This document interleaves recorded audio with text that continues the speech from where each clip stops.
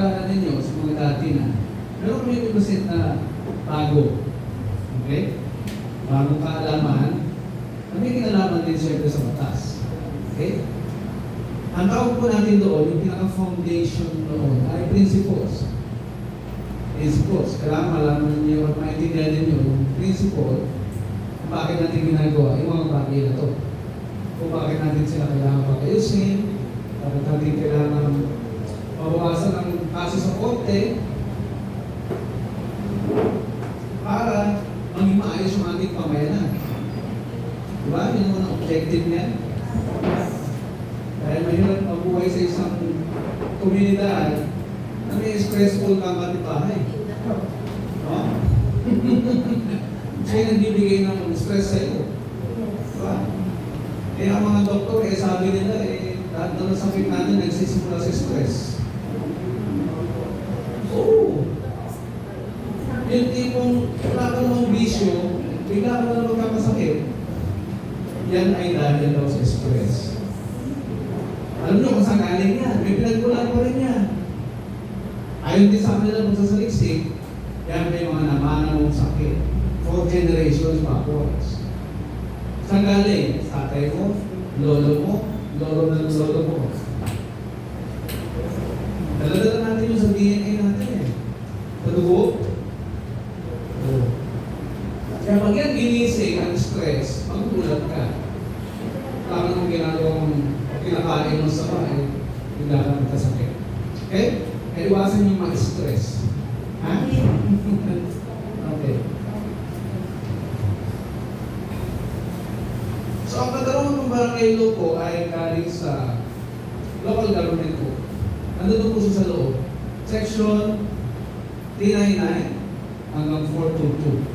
So, nandito po nakakaloob yung sistema ng justisya na dapat ibigay ng barangay sa komunidad.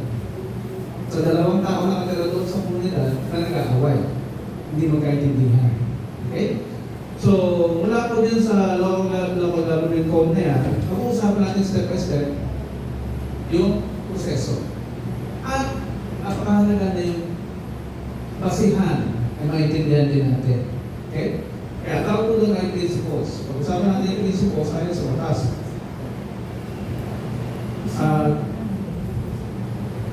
Pag-i-introduce po muna ako po si Dr. Angelo Ibase. Kami po mag-asawa ay mediator ng Supreme Court. Practicing paralegal po ako since 2001 mula sa 3 malalaking law firm. Senior Marriage and Family Counselor Therapist po kami dalawa din sa DSWT. Okay? Recognize po kami ng DSWT. Ako rin po ay nagkakasal. Oho, kaya kaya kung hindi pa kayo kasal, libre. Libre lang tagapalanan. Libre. Pwede naman sa ibang barangay. May libreng gate din. Okay?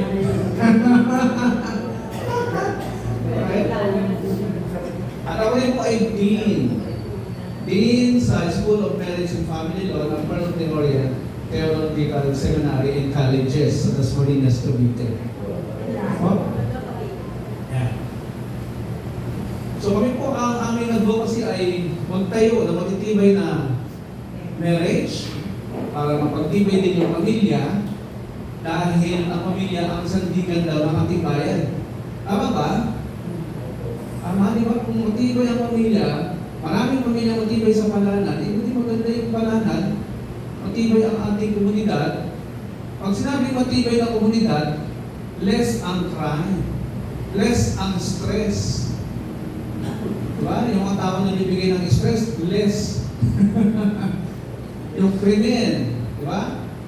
Kaya kadalasan naman, diba? Tagalabas yung gumagawa ng krimen dito. Diba? Diba, Sek? Kaya yun din yung kailangan natin mapigilan. Okay? Productive citizens, pag kailangan maging productive ng citizens, para hindi utang ang utang sa'yo.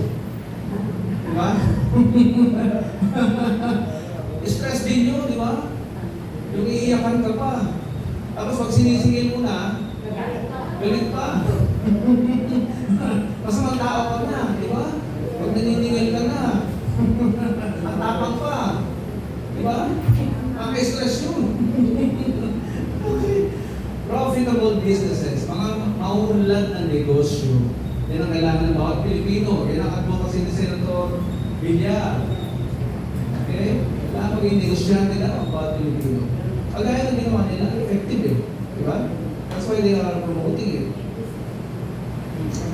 So yan po ang aking profile. Bibilisan ko na lang po. Dahil masipag kami mag-aral, eh yan po, ang aking resume eh, 13 pages na. No? Pati mga seminar, eh may kinalaman po lahat dito sa aming advocacy. Okay? Para maintindihan namin ang gusto. Hindi lang kami operating by feelings. Meron po tayong academic background. Okay? Psychology at political science din. Okay? Sa Ateneo at maging sa Rizal. Sabay kami nag-aaral. Okay? Yeah. Pati yung patarong pang barangay lo, ginawa namin sa UMAP, talong ng 3 buwan. Kaya may graduation rights din kami din sa UMAP. Okay? At para legal studies sa UP Law School, HR and Labor Law din sa UP School of Labor, at Theology. Okay? So, pinag-aralan ko po lahat. Magmula sa law, philosophy, psychology, theology. Yes. Diba? Kailangan ko maintindihan lahat eh. Alam niyo bakit? Sasabi ng ating konstitusyon, ignorance of the law excuses no one. Hindi ko pwede gamitin yung rason. Judge, sorry po, di ko alam. Hanggang ba ni Judge yun? Hindi, di ba? Kulong ka pa rin. Hindi mo alam eh. Oh. Kaya requirement po sa atin na pag-aralan talaga yung batas. Ulit-ulit hanggang sa maintindihan natin. So ako po ay paralegal practitioner from 1990 to present. Ang i-enforce po namin law, ako bilang paralegal, ay yung marriage and family law. Kaya yun po yung aming naging focus. Kaya po yung naging specialization namin. Okay? Dahil dyan nagsisimula ang lahat ng problema natin sa marriage. Pag hindi maayos ang napangasawa mo, may stress ka din. Di ba? Paano titibay ang pamilya? Kung kayo mismo dalawa, eh di kayo magkaintindihan. Eh kayo yung bumubuo ng family. Kayo yung sandigan ng family, yung marriage. Yun din ang sabi ng konstitusyon eh, di ba? Marriage is the foundation of the family and family is the foundation of the nation. O paano titibay pamilya kung sa marriage ko lang may problema na? O ito sa marriage, meron pang 2 taong involved. Yung female at male. Tulad kayo, malalaman nyo sa umpisa. Pagka hindi maayos yung lalaking nag-asawa, eh tamay na lahat dyan. Okay? So, meron din akong nasunod na libro. Ito po. Dahil sa akin kung sa salising, nakakuha ako ng libro. At meron ang kasunod din ito. Tamang guide sa pakikipaghiwalay o pag-preserve ng marriage. So, alin sa dalawa, pwede ka mamili. Desisyon mo pa rin eh. Diba? Kung ginawa niya na lahat ng paraan, nag-usap na kayo, ayaw pa rin magbago ng isa, eh, option mo yung una. Pero kung willing magbago, willing i-preserve pa rin ang marriage, eh, nandito ka sa pangalawa, i-preserve ang marriage. Nandito yung proseso. Kasi tinaunawa ko din dyan, na hindi lahat legally qualified para magpag-iwalay. May requirement din yung batas. Ako pa makipag-iwalay para bigyan ng pa yung tulog na i-annul yung marriage ko. Okay? Yung po naman niya. At yan po ay may forward ng 2 law experts. Professor ng UP Law School, Attorney Nick Nazar, at si Attorney Peter Paul Romeo Santos. Yan.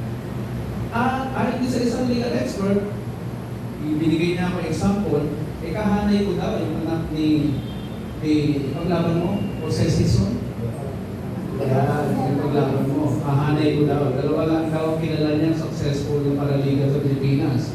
Yung anak ni Jose Sison at ako daw. Yan.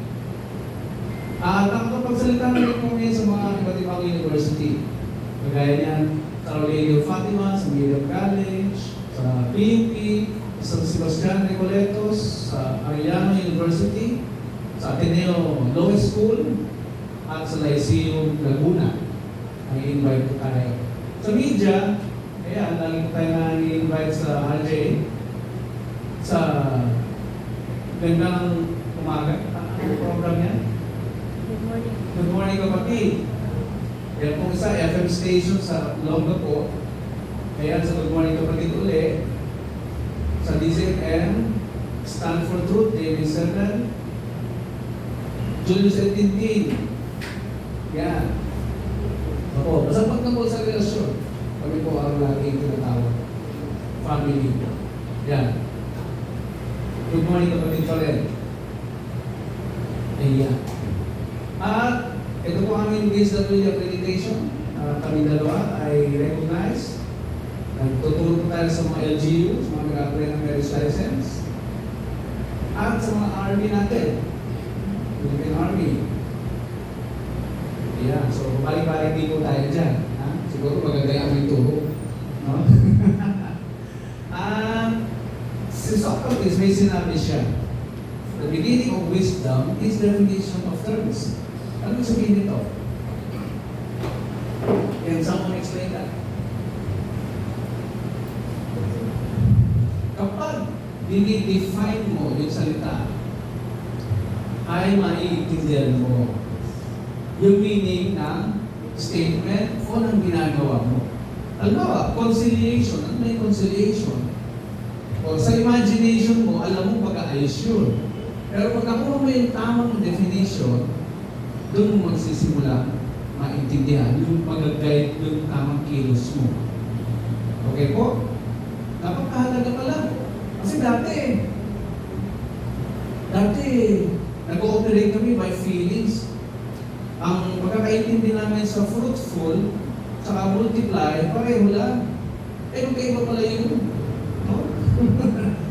No, sabi nung kay Eva Tadad, be fruitful and multiply. Eh, pinagsama yung meaning. Kaya ano ginawa ng Pilipino? Nagbilang ng anak. Nagparami ng anak. Eh, magkaiba pala yun. Yung magiging fruitful, hindi po kay marami kang anak, fruitful ka na. Magkaiba po yun, ha? So, napakahalaga ng sinabi ng Socrates. Kaya nagsimula din yung aming pagtatanong. Ano ang meaning nito? Ano ang sabihin nito? Bakit sinasabi ng batas yun? Nagtanong kami tungkol sa mga meaning niya. Ang ating katanungan ng barangay law ay naka-align sa konstitusyon. Ay hindi pwedeng hindi naka-align. Okay? Pag hindi naka-align, ibig sabihin, ang mga batas na ginawa ng Kongreso na hindi naka-align sa konstitusyon, ito ay tinatawag na,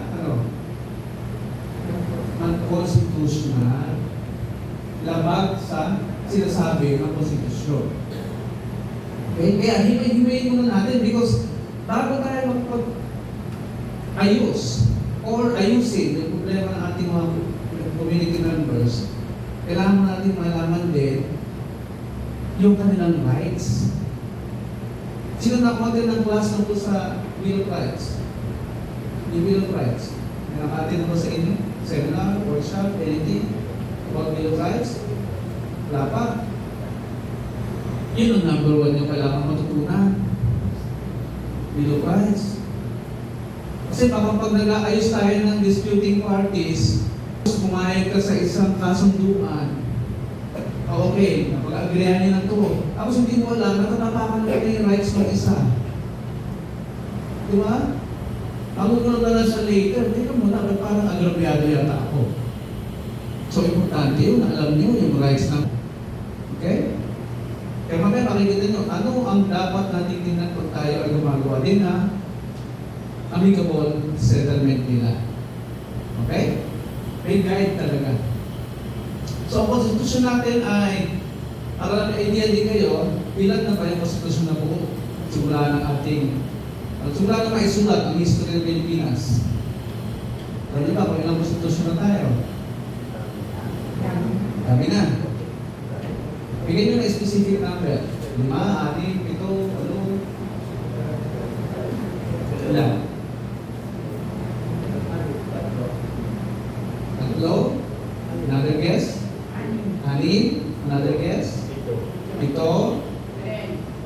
10 yung isa. Sige, tingnan natin. Biyak na ba to? Then Malolos? Then 1935? Then 1943? 1973?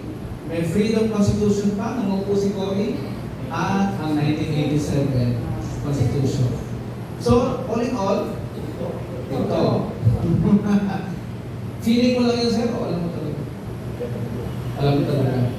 O feeling mo lang? Ito ha, itong konstitusyon, ang pilit na binabago hanggang ngayon kasi daw yung iba ay outdated na. Okay? So, ibang kasama naman niya kapag in-amend yan. Ibang proseso. Now, ang konstitusyon ay naglalaman ng, dapat niyo maintindihan, ang mga laman ng konstitusyon na yan. Nandiyan yung national territory, nandiyan yung Declaration of Principles and State Policies, nandiyan ang Bill of Rights, Section 3. Ha? Nandiyan yung Section 3 ng Bill of Rights. Citizenship, pang-apat. Pang-lima ay suffrage, legislative department, executive, judicial, constitutional commission, local government, accountability of public officers, national economy and patrimony, social justice and human rights, education, science and technology, arts, culture, and sports. And 15, the family. Article 15, the family. Article 16, general provisions. 17, amendments or revisions. And 18, transitory provisions. Alam niyo ba ang obligasyon natin pag-aralan itong konstitusyon? The problem is, hindi lahat nasa subject sa lahat ng courses sa college, yung subject na to. Diba? Kaya pagka nag-commerce ka, hindi mo kasama ito sa subject mo. Oh. Pag nag-take ka ng pol sci, ayan. Diba? Kaya pag wala doon sa course na nag-aaralan mo, required na pag-aaralan mo mag-isa. Maging ng seminar. Mas maintindihan mo din. Okay?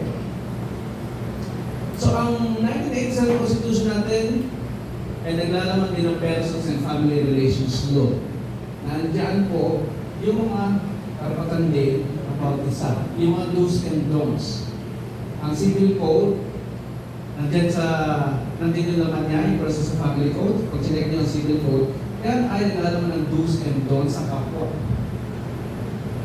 Mga limitations natin sa pagkilos o pakikipag-usap o pakikipagkapwa-tao sa ating komunidad. Okay? Nandiyan po yan. Now, para mas maintindihan natin itong ating pag-uusapan, kailangan natin ng foundation. Ano yung foundation? Siyempre, parang building, na kailangan patibayan yung ilalim. Kahit anong taas ng building tayo, matibay yung ilalim. Ganyan din po sa atin. Pag nag-acquire tayo ng knowledge, it must be the right knowledge.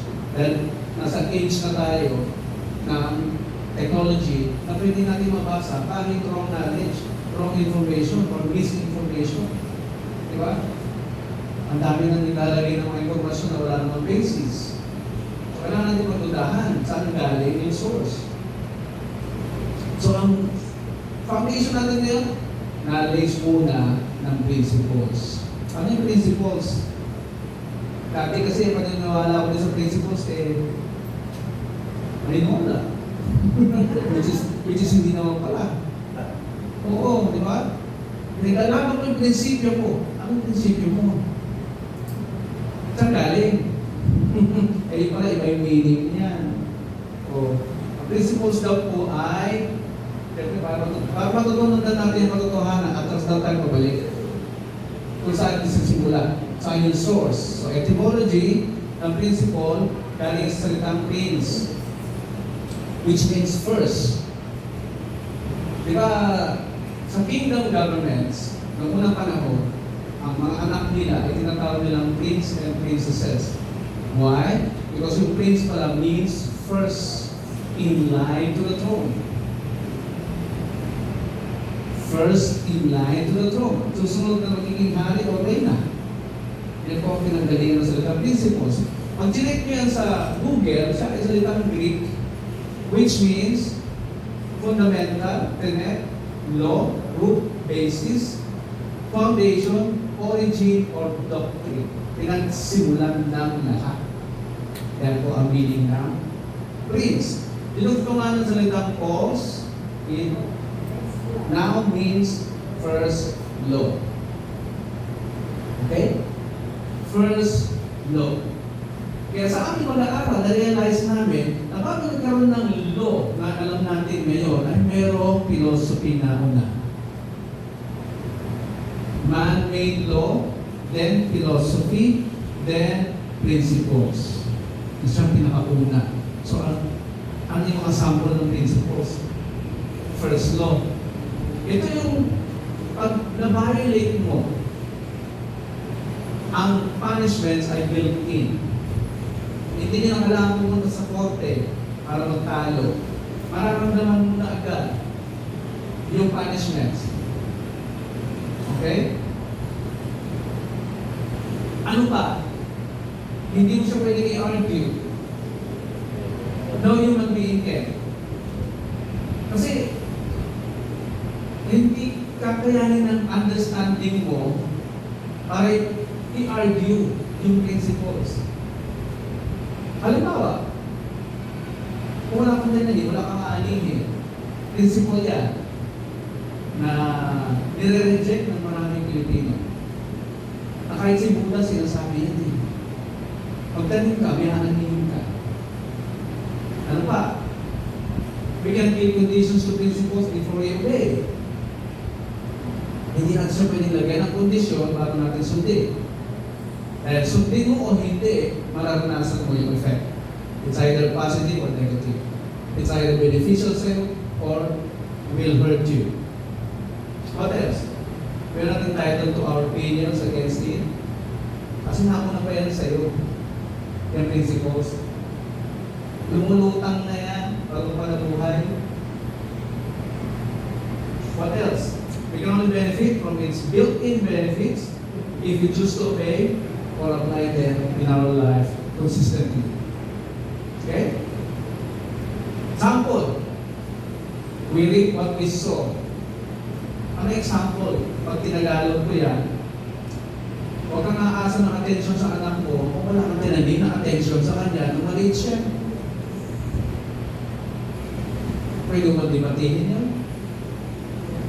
Hindi na eh. Talaga namang hindi ka papansinin ng anak mo eh. Pag laki yun, pag laki niya eh. Di ba? Ganun mo lang gagawin nila. Hindi naman naman yung care, love, attention mo. Do not expect any harvest when you did not plant anything from the beginning. Huwag kang umaasa sa... Yung mga taong umaasa ng harvest kahit walang tinanim, ano kung sino sila? Mga tamad. Mga pagano. Asa lang. Oh. Kaya nagkaya sa loto. Inaasa yung success niya kay Lord. Alam niyo ba yung yaman na madaling nakukuha at madaling sa mga Kristino ubos? Whatever you plant, you harvest later, good or bad. No planting, no harvest. If you plant good deeds, you also get good deeds. Kung tignan mo, di ba? Kung hindi aanihin mo. Kaya nyo i-debate yan? Hindi naman i-debate kasi nangyayari. Okay? Now, man-made principles naman ang tawag sa salitang ignorance of the law excuses no one. Hindi natin mag-debate. Kailangan talaga pag-aralan. Hindi siya magiging excuse sa korte. Talagang meron kang pananagutan o nag-violate ka. Okay? Intindihan po? No person should come to court with unclean hands. Anong magkakaintindihan dyan? Huwag kang hihingi ng tulong sa korte kung marami naman ang kamay mo. Diba? May ginawa kang kasalanan, tapos hihingi ka ng tulong sa korte, o iba bato rin sa iyo. Ha? Kaya kung nalaman ng korte, yung tumatakbo sa kanila ay marami ang kamay, dismiss ang kaso. Okay? Wala ka pa humingi ng tulong sa korte. Dahil meron ka rin violate.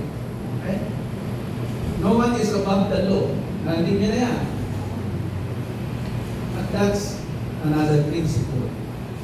Man-made. Ay, hindi natin pag-debate. Okay? Eh kahit ang presidente, di ba? Hindi pwede mo violate ng konstitusyon. Dahil ang nasa ibabaw natin lahat ay ang konstitusyon. Okay? Now, sabi ni ito, si Dr. Acosta, Pao, sabi niya, each individual differs in character and personality.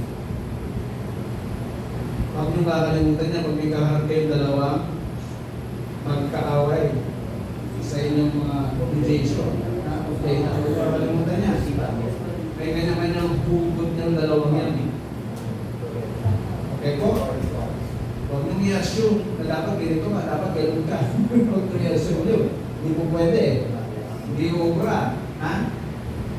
But, yung sinabi mo ba? But, if everyone follows the law and constitution, ang sabi niya, all will be in harmony and agreement. Diba? Ang ganda yung sinabi niya, diba? Naintindihan niya. Sobra. So, pag alam na natin yung katotohanan na magkaiba yung dalawang taong yan, nakaharap mo, hindi magiging mahirap para sa iyo na sila ay mag-ayusin. Okay? Magiging kalmado ka. So, the Bill of Rights under the 1987 Constitution, may tatlong klase daw tayo ng rights. Ano yung number 1? Natural rights. Saan nakikita mo ba? Pwede makibasa. Yung natural rights. Dito na.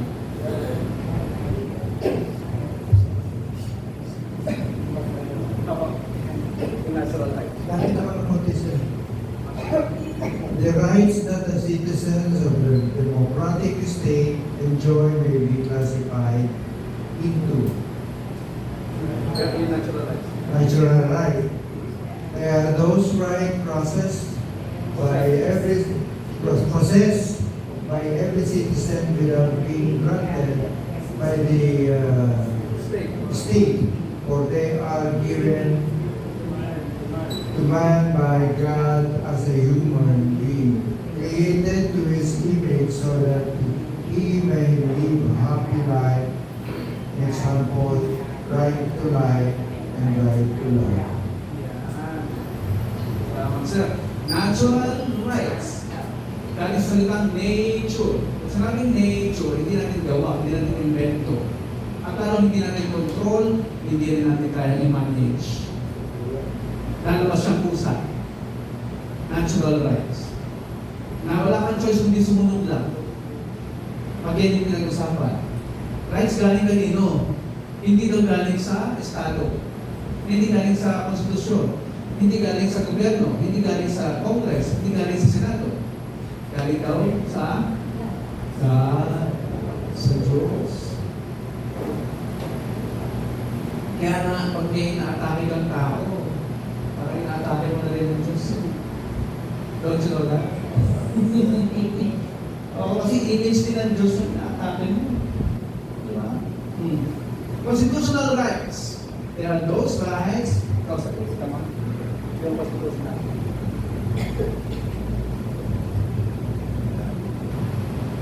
Constitutional rights, they are those rights which are conferred and protected by the Constitution. Since they are part of the fundamental law, they cannot be modified or taken away by the law-making body. Thank you, sir. Rights o karapatan na galing daw sa Konstitusyon. Fundamental, kaya unang-una siya talaga. Ano yung mga rights na yun? Eh, nandun yung Bill of Rights. Eh, isa-isa yung sana natin, pero makakapag-usapin yun. It can be a separate class or session. Pero, protected sila ng Konstitusyon, yung rights na yun. Ibig sabihin, since they are part of the fundamental law, remember the word fundamental, foundation niya. They are part of the fundamental law, cannot be modified. Ayon lang sa gusto nila. Halimbawa, yung pagbabago ng term of office, Diba? Gusto nilang baguhin. Yung anti-dynasty, gusto nilang baguhin. Hindi makapasa-basta. Diba? Kasi apektado lahat, pati asawa mga anak. Okay? So, can be modified or taken away by the lawmaking body. At may pangatlo, statutory rights. Ikaw makikita mo. Sir. Statutory rights, they are those rights which are provided by the law, promulgated by the law, making the body and consequently may be abolished by the same body. Example, right to receive minimum wage and right to inherit property. Oh, hindi naman mata mo, sir. Hindi naman mata. Very good. So, statutory right now, ang tawag naman sa rights o karapatan mo na bigay ng specific law. Pagaya ng sole parents law, senior citizen law. Kasi hindi siya malinaw doon sa konstitusyon. Kaya kailangan siyang i-specify ng isang particular law. Okay?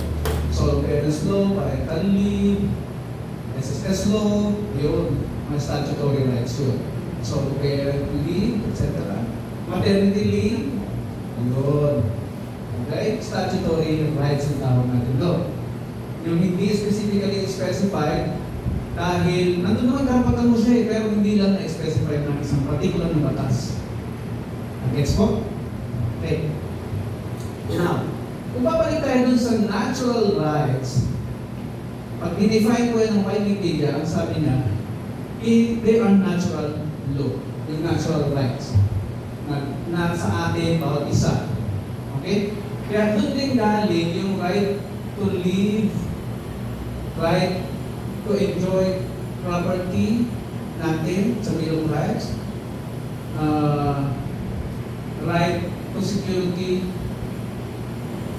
of tenure sa trabaho natin, karapatang mabuhay, maging masaya, mabuhay ng tahimik, karapatan po natin yun.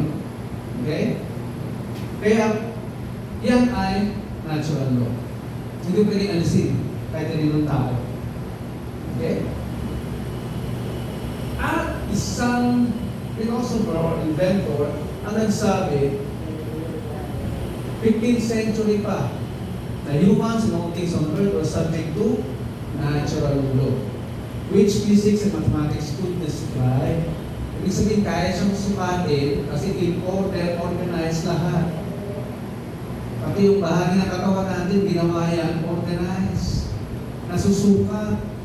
Pati yung universe, nasusukat, sinusukat nila. Kaya 15th century pa lang, natuklasan na nila yan, na meron tayong natural rights sa ating katauhan. Okay? At nag-aralan dahil Dr. Philosophy kami, nag-aralan namin lahat ng sinabi nito mga taong to. Iisa lang ang kanilang sinasabi, stay connected to nature at hahaba ang buhay mo. Okay?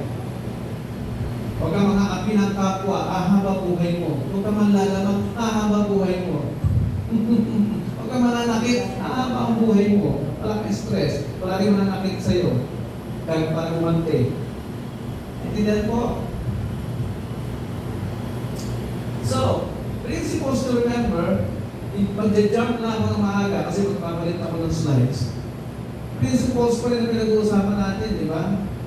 So pag nagkasundo na, dumaan na kayo sa proseso, yung amicable settlement nila ay dapat narito ang guide mo.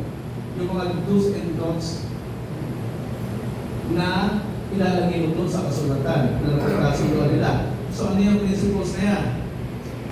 Under Article 1306 and 1409 of the New Civil Code, sabi dito, the blocking parties may establish such stipulations, clauses, terms, and conditions as they may deem convenient, provided they are not contrary to what? Law, morals, good customs, public order, or public policy. Kailangan yung kasunduan daw nila na nabuo sa inyong participation bilang members ng lupon ay dapat hindi lumalabag sa batas, hindi lumalabag sa moral, sa good customs, public order, or public policy. Kaya, Pag yan ay lumalabag, yung kasunduan nila, lumalabag sa mga sinasabi dito, yan ay void from the beginning or inexistent. Okay? So yan ang magiging guiding principle natin sa pagbuo ng kanilang amicable settlement. Ha?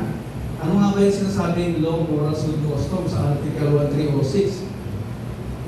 What does it mean to be, not to be contrary to the law, morality, public order? Napakaliit lang, hindi ko na rin mabasa. Hindi ko mabasa mo. Patulungan.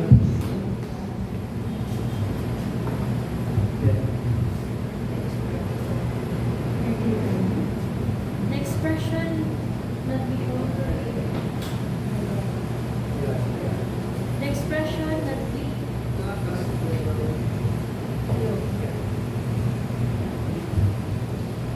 the expression not be contrary to the law, morality, or public orders. It refers to the condition that is usually included in contract provisions or law to establish certain restriction on the legal acts that are carried out.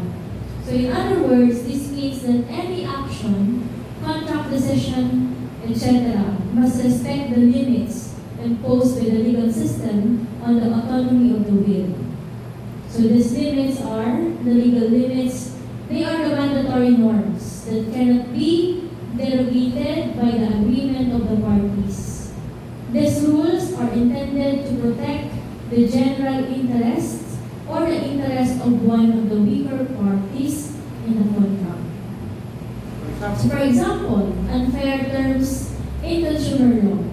The moral limits, they are the ethical principles that govern human behavior and that prevent the validity or immoral contracts. So these contracts are those that violate the dignity of people, good faith, justice, or solidarity. And another example, for contracts that involve sexual exploitation or human trafficking. So the limits of the public order, there are the fundamental rules that organize social coexistence and that reflect the essential values of a community. These limits prevent the contracting parties from agreeing on something that is contrary to the public interest or fundamental rights. And another example, contracts that violates freedom, equality, security, or property. Ultimately, if a legal act is contrary to any of these limits, it can be declared null or voidable, as the case may be. Ayun.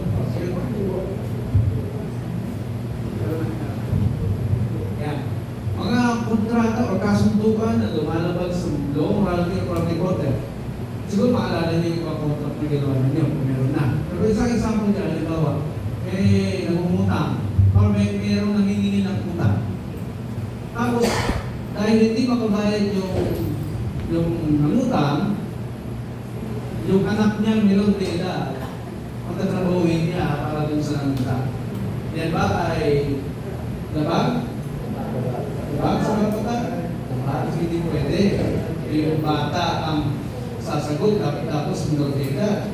Diba? So isang sample lang yun. Pinaalala ba kayo na agreement na kinontra nyo dahil parang feeling nyo labag yan sa karapatan tao o labag yan sa kanyang rights. Pinaalala ba kayong situation na gano'n? Co-maker? Ano nangyari sa'yo? Sa co-maker? Oo, pero mag-ingat kayo makapirma sa co-maker, kaya talaga sisingilin to. Co-maker kayo eh. Oo, ibig sabihin pa, wala pasingil sa kanya, sa'yo maniningil. Dahil kasama ka sa nangutang. Okay, basta pirma ng pirma. Kaya ano nangyari doon sir? Ano ngayon? Kasi ayaw tayo ng co-maker. Okay, talaga naman, di ba? Ayaw naman ikaw magagalit. Kung babayad niya, di naman na kinamang niya. Paano ka mag-asawa? Yung isa, principal. Yung isa, co-maker. Yung husband, co-maker. O, paano yun? Ano yung i-handle yun?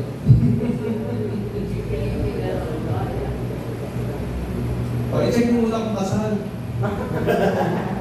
Yung, kasi utang ng wife, utang din ni husband. Okay? Pwede pong iharas. Hindi, ito pwede. Oo, kasi kailangan ako pwede niyo mabuhay ng normal. Okay po? Check nyo kung husband and wife yung hinahabla, kasal po ba kayo? Diba? Yes, kasi protection na rin sa family code, di ba? Kasal eh. Pag hindi kasal, civil partnership ang nananaig. Under the civil code, yung masusunod, hindi family code. Okay po? Any questions so far? O isang kontrata pa, sample, nalabag sa batas. Merong kausap na foreigner si Mami. Yung anak niyang dalagita, kinontrata niya para ipakasal sa foreigner. Pagtugtong ng 18 years old. Papayag pa kayo doon? Dahil nalabag sa batas, di ba? Minor pa lang, limang kontrata na. Okay? So yun, kapag ka na pag-isipan nyo talaga mabuti, yung karapatan na lalabag, madaling magbigay ng opinion or decision. Okay? Now, dito tayo sa katanungan ng barangay law. Ito na ang slides. Ito na intindihan ng principles. Ha?